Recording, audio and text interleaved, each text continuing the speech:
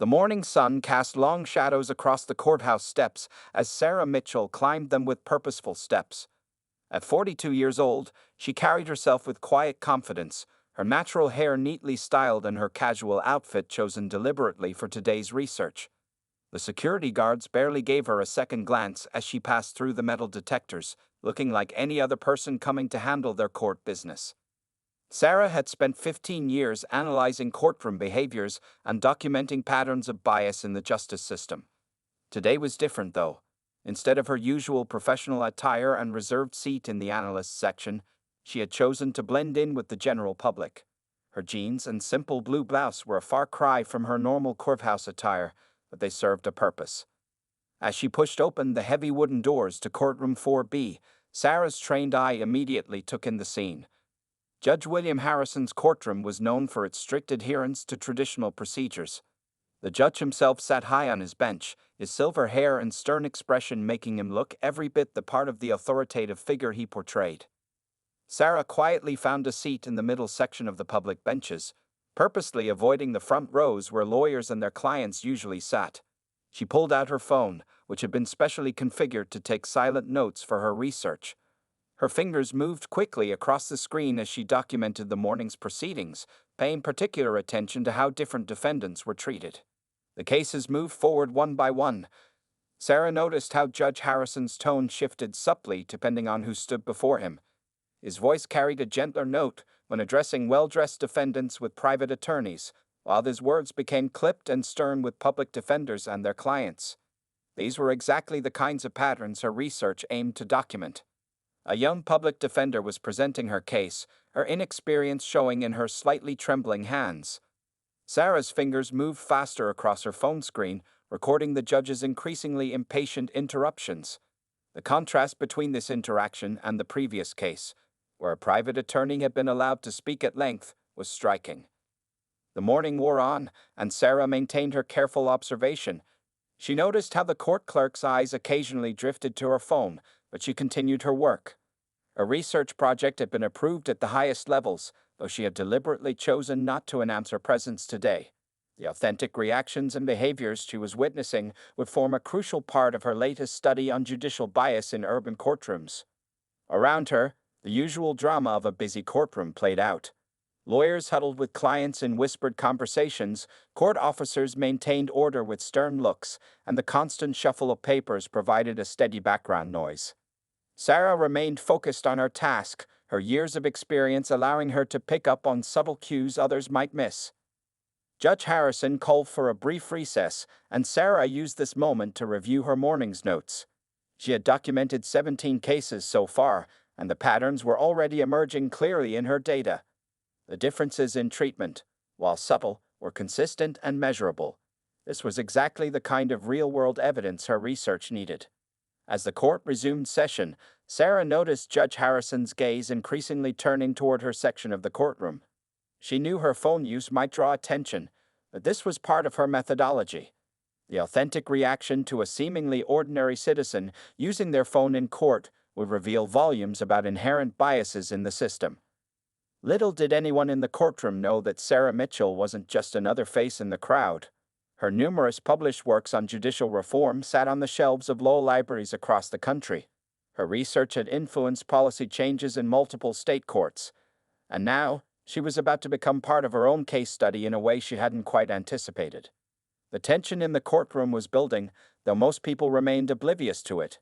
Judge Harrison's periodic glances toward Sarah's location grew more frequent and stern. She could feel the weight of his attention, even as she continued her work with practiced calm.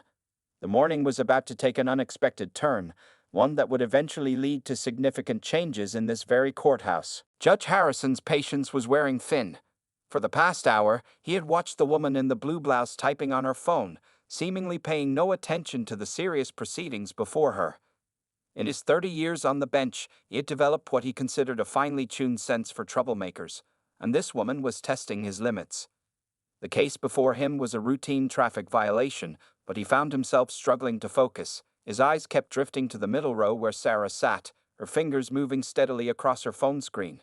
The morning light streaming through the high windows caught the subtle movement, making it impossible for him to ignore. "Excuse me, ma'am." Judge Harrison's voice cut through the quiet murmur of the courtroom. The woman in the blue blouse using her phone. His words carried the weight of authority he had cultivated over decades on the bench. The entire courtroom fell silent, and all heads turned toward Sarah. Sarah looked up calmly, her expression neutral. She had expected this moment, though perhaps not quite so soon. Her hand stayed steady on her phone, deliberately documenting this interaction as part of her research. "Ma'am, this is a court of law, not a coffee shop," Judge Harrison continued, his voice carrying a hint of condescension that made several attorneys shift uncomfortably in their seats. "Cell phone use is strictly prohibited in this courtroom." The court officers tensed, ready to move if needed. They had seen this scene play out many times before, a member of the public breaking court rules, the judge's warning, and the usual scramble to put away the phone with mumbled apologies. But something was different this time. Sarah remained seated, her posture straight but relaxed. She made no move to put away her phone, instead looking directly at Judge Harrison with professional interest. This unexpected response clearly rattled him, though he tried not to show it. "Perhaps you didn't hear me clearly," Judge Harrison said, his tone sharpening. "Put away that phone immediately, or you will be held in contempt of court." The warning hung heavy in the air, but Sarah's calm demeanor didn't waver. The young public defender whose case had been interrupted stood frozen, her files clutched to her chest. The court clerk had stopped typing, her fingers hovering over the keyboard. Even the most experienced lawyers in the room sensed that something unprecedented was unfolding. Judge Harrison felt his face growing warm. This woman's defiance was unlike anything he had encountered in his courtroom. He prided himself on maintaining strict order, and this challenge to his authority in front of a full courtroom was unacceptable. "Court officer," he barked, "please approach the woman in the blue blouse and escort her to the bench." His words carried a finality that usually sent a clear message: comply or face serious consequences. The court officer, a veteran of 15 years, moved toward Sarah's row. However, he was taken aback by her composed demeanor. Most people would be nervously stuffing their phones away by now, but Sarah sat there with the quiet confidence of someone who knew exactly what she was doing. Sarah stood gracefully, gathering her belongings with unhurried movements. The whispers started among the spectators, growing louder as she made her way toward the bench.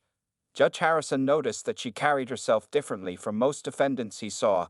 There was no fear, no apologetic shuffling, just measured steps and direct eye contact. As Sarah approached the bench, Judge Harrison felt an unfamiliar twinge of uncertainty. Something about this situation wasn't following the usual script. The woman's calm confidence suggested she might know something he didn't, but his pride and position wouldn't allow him to back down now. The courtroom held its collective breath, waiting to see what would happen next. The morning's routine proceedings had suddenly transformed into something else entirely, a confrontation between judicial authority and an unexpectedly self-assured woman who seemed remarkably untroubled by the situation she had created. Little did Judge Harrison know, he was about to become part of a carefully documented case study on judicial behavior, and his next actions would have consequences far beyond this morning's proceedings. Sarah stood before Judge Harrison's bench, her phone still in hand. The height difference between them was dramatic. He sat elevated on his platform while she stood below, yet somehow she didn't appear diminished. The tension in the courtroom had reached a point where even the usual shuffling of papers had stopped. "Your Honor," Sarah began, but Judge Harrison raised his hand to silence her. "I don't believe I gave you permission to speak," he said, his voice carrying the weight of 3 decades of unchallenged authority. "Hand your phone to the court officer immediately." The court officer stepped forward, extending his hand, but Sarah made no move to surrender her device. Instead, she maintained direct eye contact with the judge, her expression professional and composed. "This is your final warning," Judge Harrison continued, his face reddening slightly. "Either hand over that phone, or I will have no choice but to find you in contempt of court." A few rows back, a young law student furiously scribbled notes. She had come to observe routine court proceedings but was getting an unexpected lesson in courtroom drama instead. The regular morning docket had ground to a complete halt. "Your Honor," Sarah tried again, her voice clear and steady. "If you would allow me to explain." "I am not interested in explanations," Judge Harrison cut her off sharply. Your behavior shows a complete disregard for this court's authority. Your continuous defiance leaves me no choice." He paused for effect, something he had perfected over years of delivering judgments. "I am fining you $500 for contempt of court." A collective gasp rippled through the courtroom. The fine was steep, especially for a first offense. Several attorneys exchanged knowing glances. This was excessive, even for Judge Harrison's typically strict standards. Sarah's expression didn't change. If anything, she appeared even more interested in the proceedings, as if she were observing a particularly fascinating experiment unfold. She reached into her bag, but instead of pulling out her wallet, she continued to document the interaction on her phone. "Make that $1,000, Judge Harrison announced, his voice rising. "And if you don't put that phone away immediately, I'll have you escorted to a holding cell." The court reporter's fingers flew across her stenotype machine, capturing every word of the escalating confrontation. In her 15 years of court reporting, she had never seen anyone remain so calm in the face of Judge Harrison's anger. Sarah finally spoke, her voice carrying clearly through the silent courtroom. "Your Honor, I believe there's been a misunderstanding of significant proportions. The only misunderstanding here," Judge Harrison responded, "is your failure to grasp the seriousness of your situation. This is a court of law, not a playground for your social media activities." A slight smile touched Sarah's lips, not disrespectful but knowing. She reached into her bag again, this time pulling out a leather folder alongside her phone. The judge's eyes narrowed as she opened it. "If I may, Your Honor," she said, her tone remaining professional despite the judge's increasing hostility, "I have something I'd like to share with the court." Judge Harrison's patience had clearly reached its limit. "Court officer, please," he began, but stopped abruptly as Sarah held up her credentials. The gold-embossed seal of the National Center for Court Analysis caught the morning light, and for the first time that day, Judge Harrison's confident expression faltered. The courtroom remained frozen in anticipation.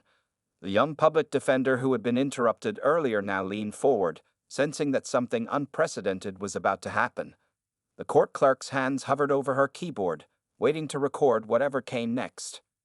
Sarah stood quietly, allowing Judge Harrison a moment to process what he was seeing. The silence in the courtroom grew heavier with each passing second. Everyone present knew they were witnessing something extraordinary, though none of them yet understood exactly what was unfolding before them. The credentials in Sarah's hand seemed to glow under the courtroom lights. Judge Harrison squinted, trying to read the text from his elevated position. His face, which had been flushed with authority just moments before, began to lose its color. "I am Dr. Sarah Mitchell," she announced, her voice carrying clearly through the silent courtroom. "Lead researcher for the National Center for Court Analysis. I'm currently conducting an approved study on behavioral patterns and bias in urban courtrooms." The effect of her words was immediate and dramatic. The young law student in the back dropped her pen. The court clerk's mouth fell open slightly. One of the senior attorneys present actually whispered, "Oh my God." Judge Harrison's hands gripped the edge of his bench. "Dr. Mitchell?" he repeated slowly, recognition dawning in his eyes. "The Dr. Mitchell who published the landmark study on racial disparities in sentencing last year." "The same," Sarah confirmed, still maintaining her professional demeanor. She held up her phone, now letting everyone see its specially modified research interface. "This device is not for social media or personal use, Your Honor. It's a specialized tool for documenting courtroom interactions, approved by the State Judicial Review Board." The silence in the courtroom grew even deeper. Judge Harrison's face had now turned from red to a pale shade of gray. Several attorneys were frantically whispering to each other, and one was already typing on his laptop, presumably looking up Sarah's work. "I have here," Sarah continued, pulling out another document, "the official approval for this research project, signed by Chief Justice Thompson himself."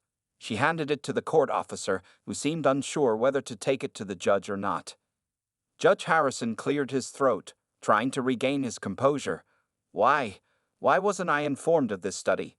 His voice had lost its previous authoritative edge. "The methodology required authentic observations of regular court proceedings," Sarah explained calmly. "Advance notification would have compromised the data's integrity. However, all proper protocols were followed, including filing with the Court Administration Office." A lawyer in the front row raised his hand slightly. Your Honor, if I may, Dr. Mitchell's work is required reading at Harvard Law now. Her research has influenced judicial policy in 12 states. The young public defender whose case had been interrupted was staring at Sarah with a mixture of awe and admiration. She had cited Sarah's work in her law school thesis just 2 years ago, never imagining she would witness something like this. Judge Harrison's hands were now folded tightly in his lap, his knuckles white.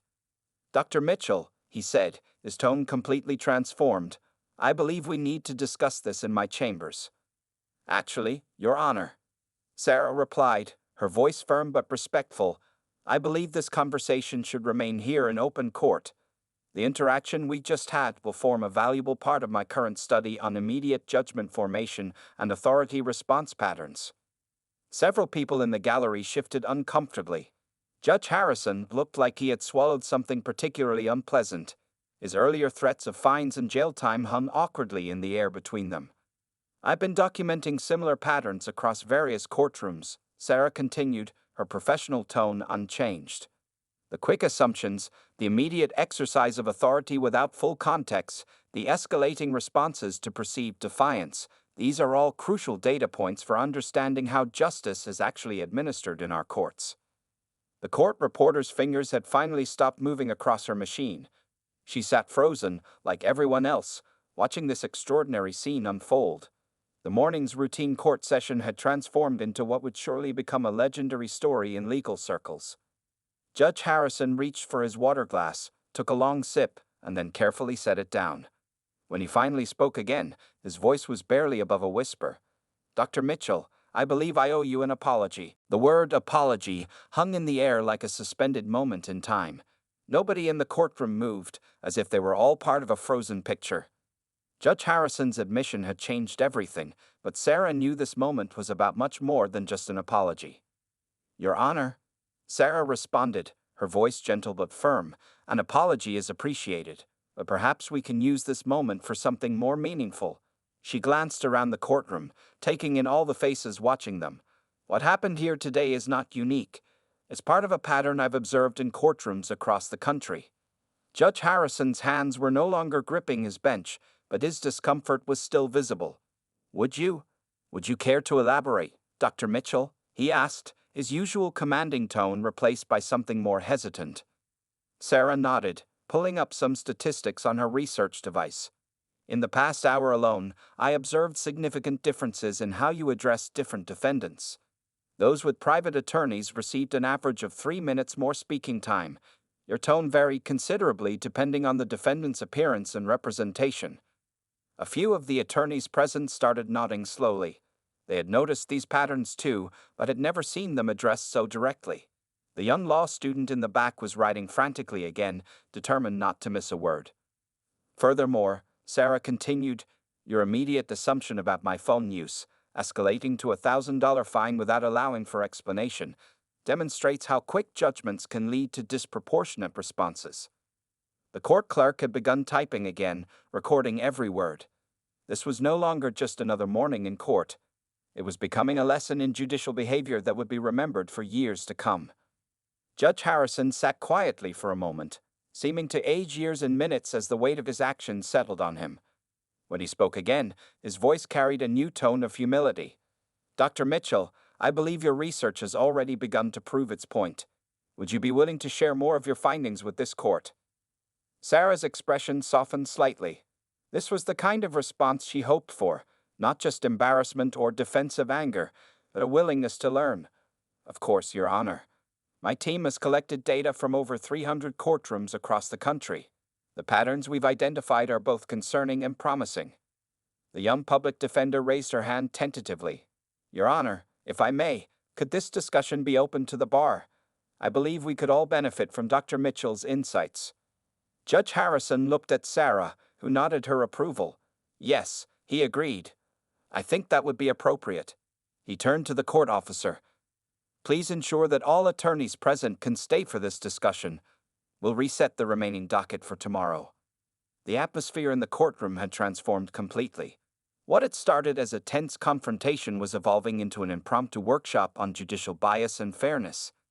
Several attorneys pulled out notepads, while others moved closer to hear better.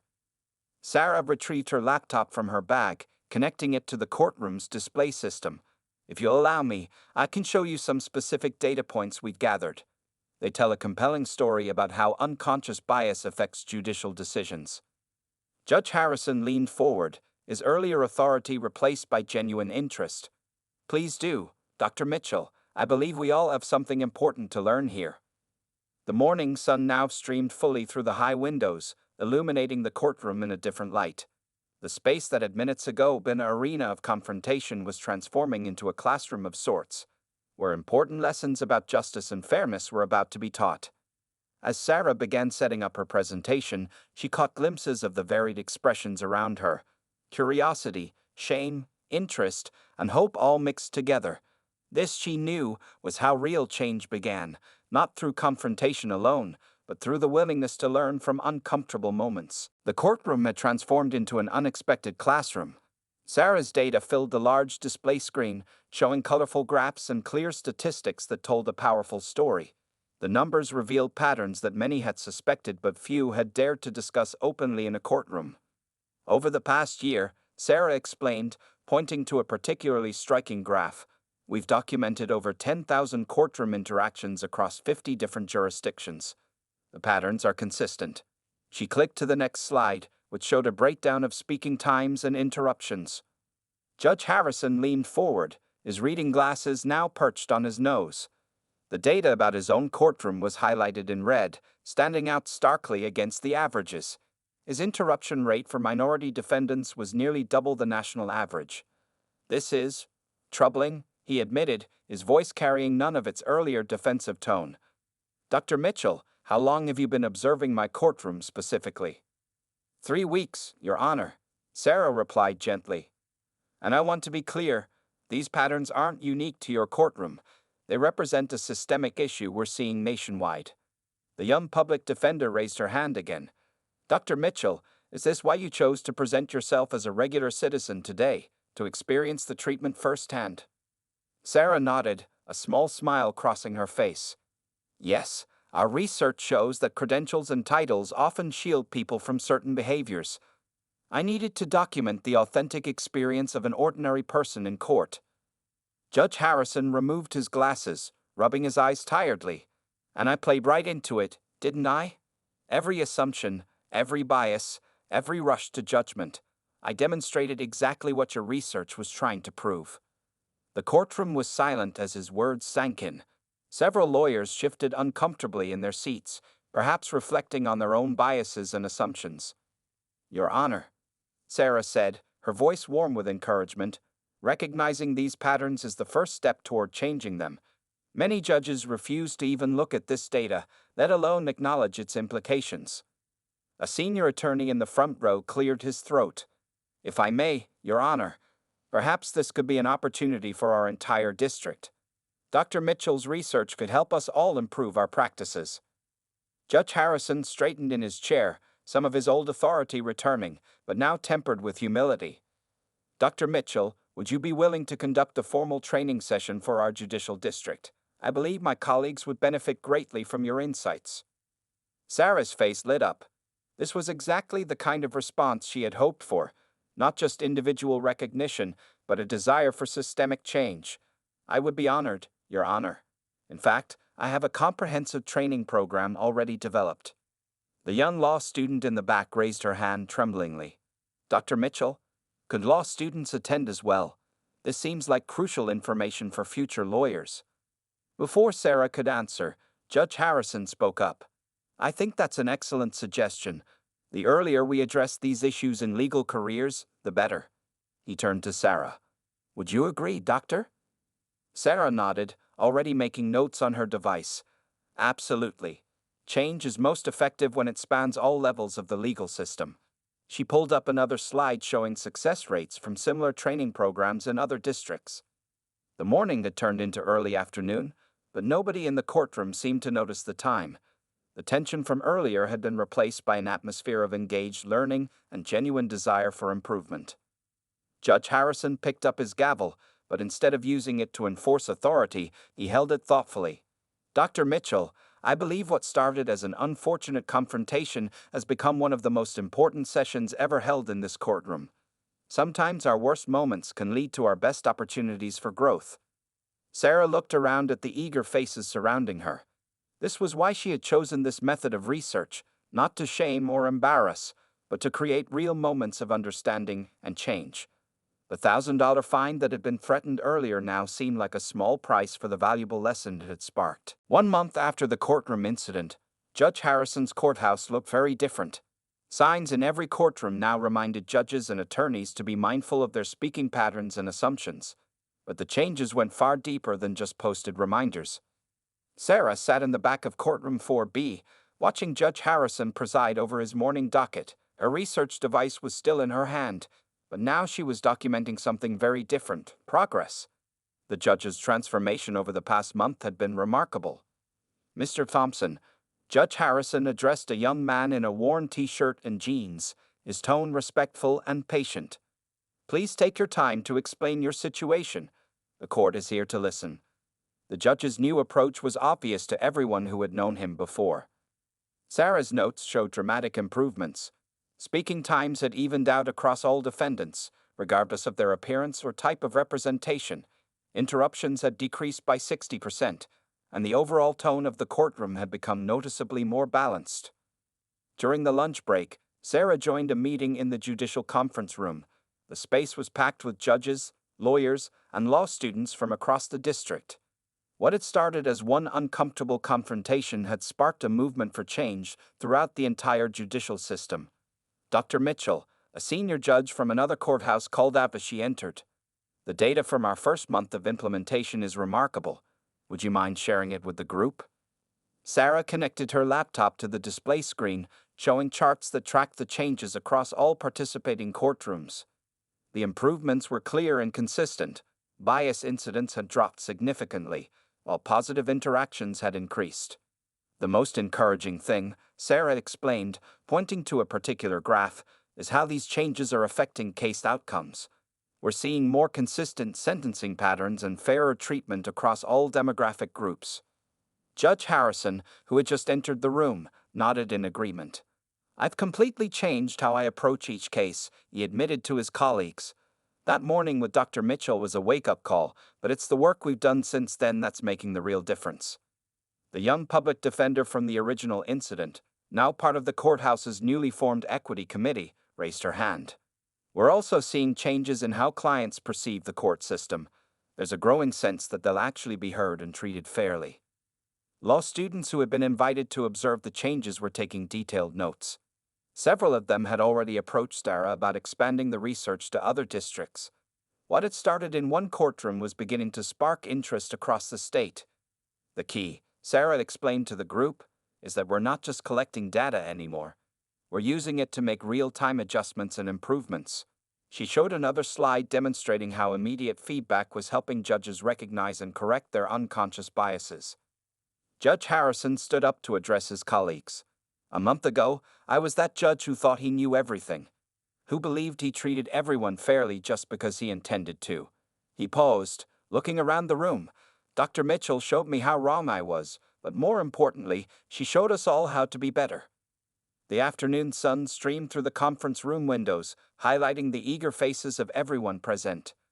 What had begun as an uncomfortable confrontation had evolved into a model program for judicial improvement.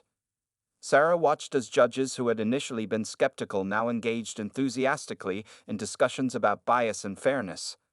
The legal community's response had exceeded her most optimistic expectations. As the meeting wrapped up, the young clerk approached Sarah with tears in her eyes. "Dr. Mitchell, my brother was sentenced here last year. I always felt he was treated unfairly but couldn't prove it. What you're doing, it's changing everything." Sarah smiled warmly, remembering the tension of that first morning in court. Sometimes, she realized, the most significant changes came from the most unexpected moments. The $1,000 fine that was never paid had turned into something priceless, real, measurable change in how justice was administered. 6 months had passed since that fateful morning in courtroom 4B. Sarah stood at the podium in a packed conference hall at the National Judicial Center, preparing to deliver the keynote address.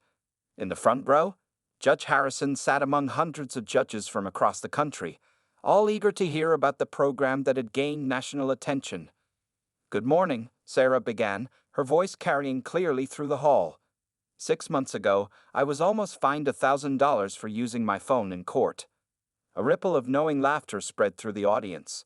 The story had become somewhat legendary in legal circles. The large screen behind her displayed the title of her presentation, "From Confrontation to Transformation, a New Approach to Judicial Bias." The data collected from Judge Harrison's courthouse now formed the centerpiece of a nationwide initiative. "What happened that morning," Sarah continued, gesturing toward Judge Harrison, "could have ended very differently. But thanks to one judge's willingness to learn and change, we created something remarkable." The images on the screen showed the dramatic improvements in courtroom equity over the past 6 months. Judge Harrison stood up when Sarah called him to the stage. The man who had once tried to fine her now woke up with a humble smile. Together, they had become an unexpected but powerful team for judicial reform. "My colleagues," Judge Harrison addressed the crowd, "I was that judge who thought he had no biases. That morning taught me how wrong I was." He turned to Sarah. "Dr. Mitchell didn't just prove me wrong. She showed me, and our entire district, a better way forward." The presentation showed how their pilot program had spread to 50 other courthouses. The results were consistent. When judges received real-time feedback about their behavior, biases decreased significantly.